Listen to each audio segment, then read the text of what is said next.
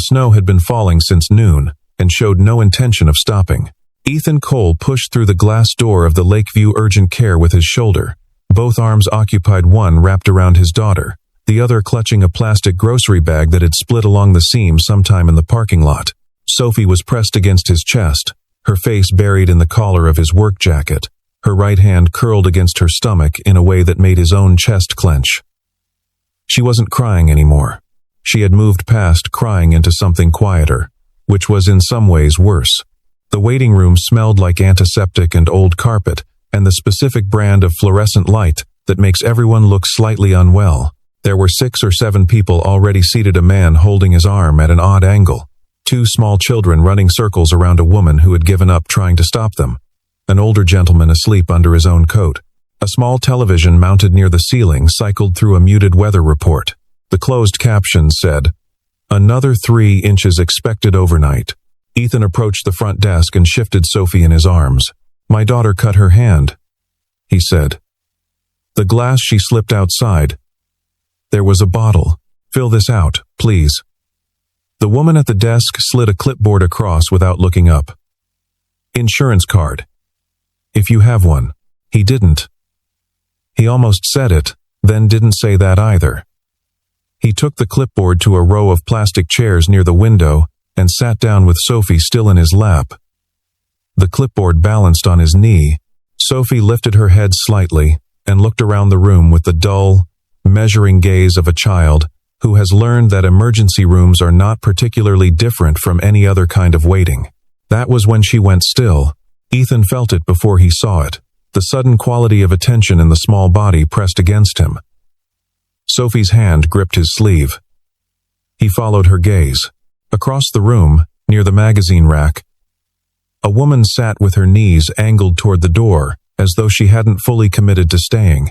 She was perhaps 30, with dark blonde hair pinned back unevenly, as if she had done it herself in a car mirror. She wore a camel-colored coat that was too thin for the weather. She wasn't reading. She wasn't looking at her phone. She was looking at nothing in particular, in the careful, controlled way of a person who is working very hard to look composed. There was a bruise along her left jaw, fresh, blue-edged. Sophie stared at her for a long moment. Then she leaned up and put her lips close to Ethan's ear. "Dad," she whispered, very quietly. "I want her as my mom." Ethan went completely still. He didn't know what to say.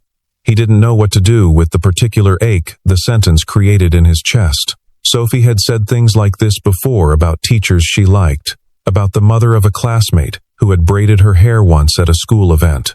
But there was something in the way she said it this time that was different. Not wishing, not performing, just honest.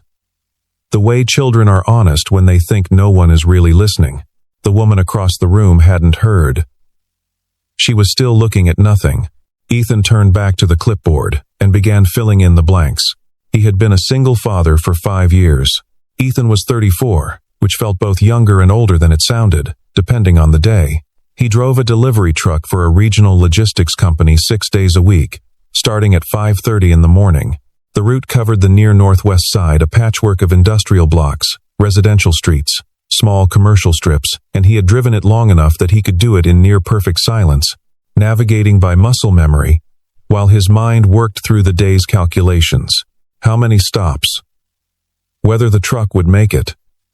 What Sophie was going to eat tonight.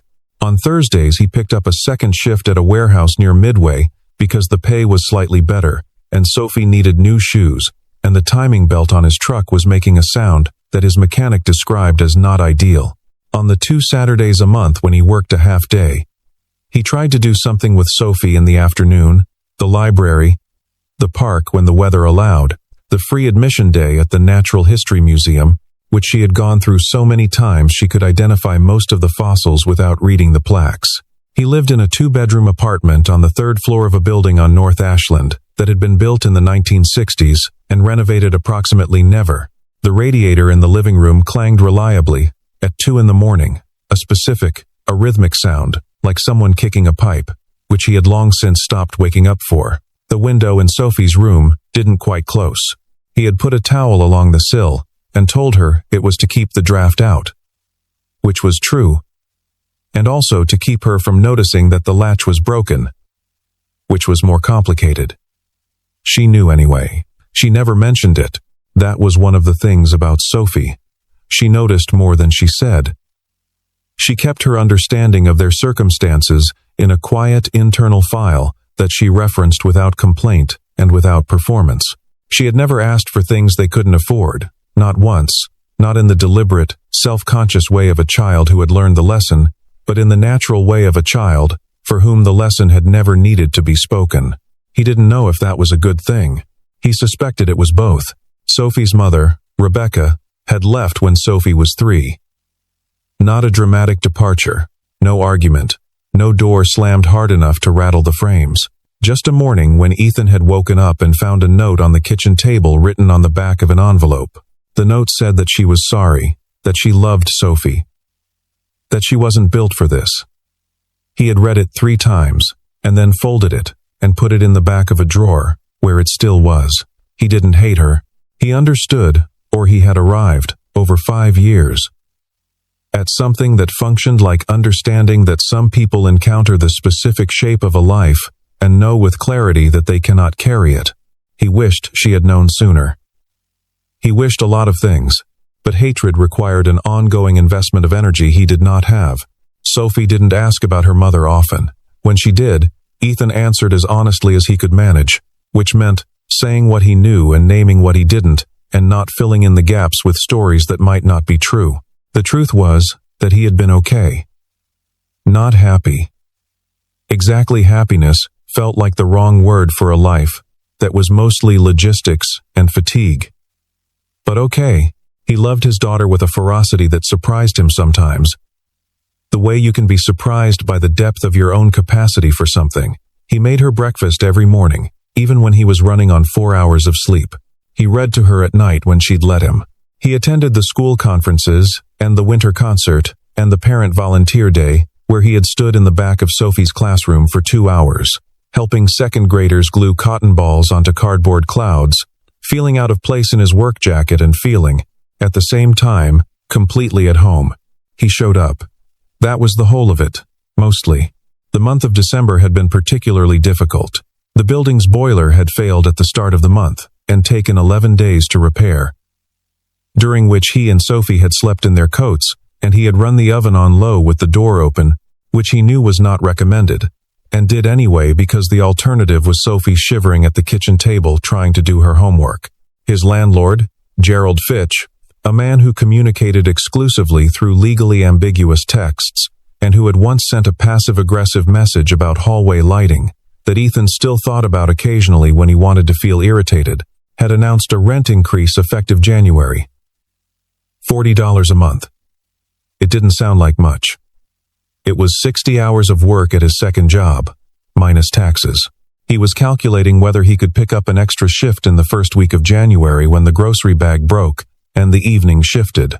And then, on a Tuesday afternoon, 2 weeks into December, Sophie had slipped on a patch of black ice in the parking lot, gone down hard on her right hand, and connected her palm with the broken neck of a juice bottle that someone had left near the curb. He had wrapped her hand in a clean dishcloth, driven 9 blocks to Lakeview Urgent Care, and now he was sitting in a plastic chair filling out paperwork, watching his daughter watch a stranger across the room. Sophie was 8 years old. She was small for her age, with brown hair that he was terrible at managing, and that she wore in a ponytail because that was the one thing he had learned to do competently, a low, slightly uneven ponytail that her teacher had once called very practical, which Ethan had decided to take as a compliment. She had brown eyes and a habit of going very quiet when she was thinking hard about something. Her teachers said she was sensitive. Ethan had decided he agreed, and that sensitivity was not a flaw but a kind of instrument, one that Sophie used with more precision than most adults managed. She had not made a single complaint since the parking lot. Not one.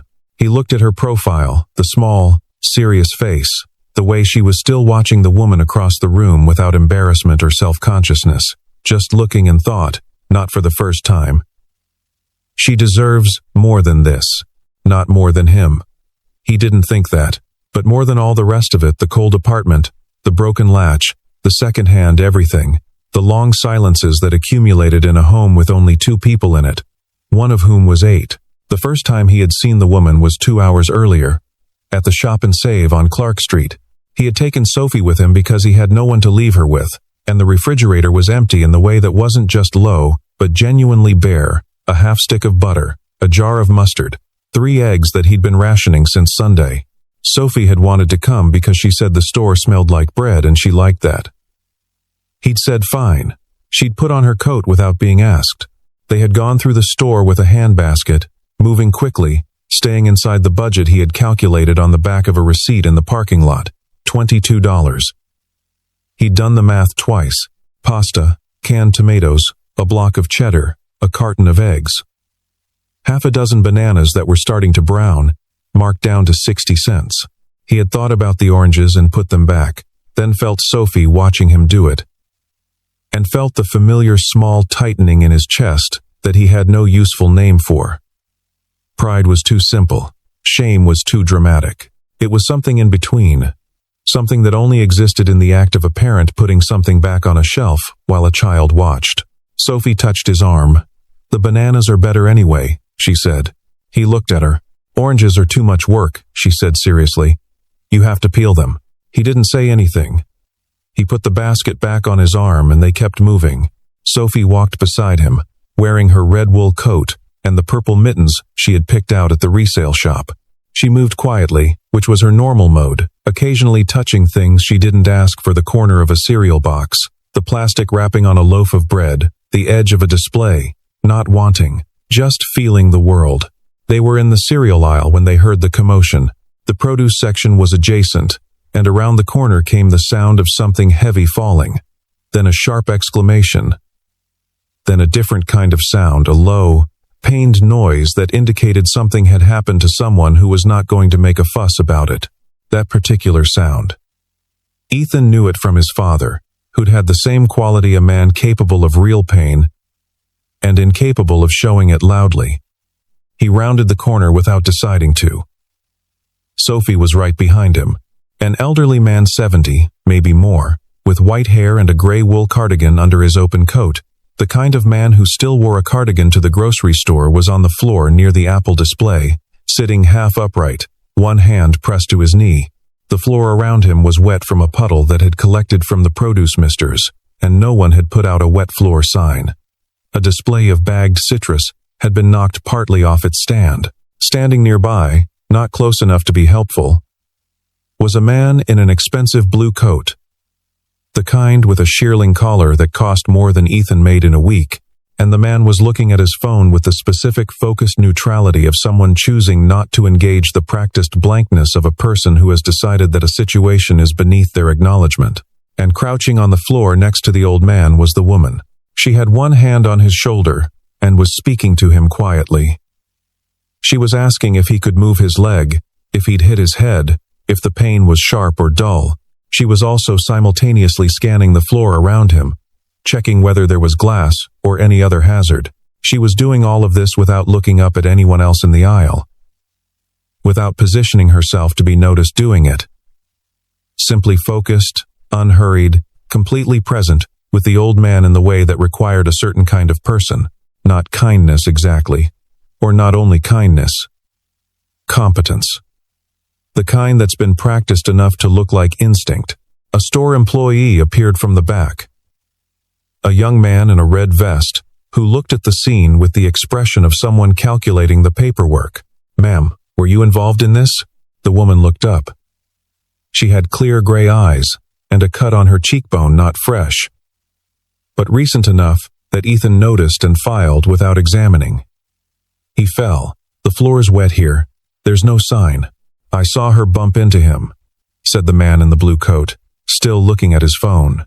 His voice was flat and certain, the voice of someone accustomed to being believed. She was reaching past him and knocked him over. The woman's expression shifted not dramatically, just a slight tightening around the eyes. The micro-expression of someone absorbing a blow they were not entirely surprised by. "That's not what happened. I saw it." The store employee looked between them. The old man on the floor, who was clearly the least important person in this conversation by everyone's assessment except Ethan's, was still sitting with his hand on his knee, looking tired. Ethan had been standing in the entrance of the aisle for about 15 seconds. Sophie was at his side, her hand loose in his. He could feel her attention focused like a beam on the woman on the floor. Though he didn't look at her, he said, "It was him, blue coat." Everyone looked at him. He hadn't planned to say it. It had simply been true, and he'd said it. The way you sometimes just tell the truth because not telling it feels worse. He continued, mildly. He was reaching for something off the top of the display. He knocked it into the gentleman. She was already down there helping him when I came around the corner. The man in the blue coat finally looked up from his phone. He and Ethan looked at each other for a moment. The man had the particular quality of someone who had not been directly contradicted in a while, and didn't entirely know what to do with it. The small, affronted stillness of a person encountering friction in a world that usually gives way. "I have somewhere to be," the man said, and walked away. The store employee watched him go, seemed to make a calculation that involved the path of least resistance, and then bent down to help the old man to his feet. The woman, she was still crouching on the floor, finally looked at Ethan directly. Not with gratitude exactly, which he appreciated, more with the steady, appraising look of someone reassessing a situation. Recalibrating. Her gaze moved to him, took him in the work jacket, the basket with the pasta and the cheddar, the small girl standing at his elbow, and then settled. "Thank you," she said. "He was lying," Ethan said simply. Sophie was looking at the woman with an expression Ethan couldn't quite name. Intent. Curious. Something private. Something that had no language yet, and so sat in her face as pure attention. They had left the store 20 minutes later, Ethan carrying 3 bags, Sophie carrying the bread and the bananas, which she liked because it made her feel useful. The parking lot was bad. Chicago in December, after nightfall, with a temperature that had dropped to 17, the pavement was a thin, deceptive layer of compressed snow over ice. Ethan had told Sophie to walk slowly, to hold his hand, to stay close to the parked cars where the ice tended to be less severe. He was fumbling with his key fob when the bag handle broke. The plastic loop tore free from the main body of the bag, a catastrophic structural failure at exactly the wrong moment. He lurched for it, caught 2 cans but missed the third. And in the pivoting and scrambling, he stepped sideways, directly into Sophie's path. She went down. It happened quickly. Her feet slipped. She reached out with both hands, and her right palm came down on the curb edge, where someone had dropped a juice bottle that had shattered and left the jagged neck standing upright in the ice. He heard the sound she made. It would stay with him. He was down beside her in an instant,